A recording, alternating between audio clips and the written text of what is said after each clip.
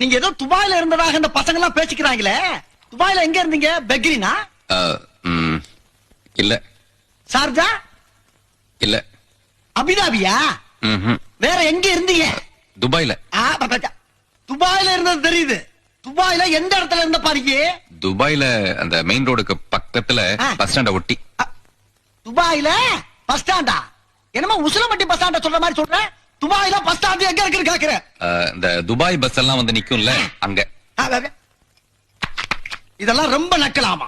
ஆமா, துபாயில நின்று அட்ரஸ் சொல்லு. சொல்லுப்பா. சொல்லுகிறல்ல. நம்பர் 6 விவேகானந்தர் தெரு, துபாய் குறுக்கு சந்து, துபாய் மெயின் ரோடு, துபாய். திருப்பி சொல்லு. திருப்பியா? அட்ரஸ் திருப்பி சொல்லு.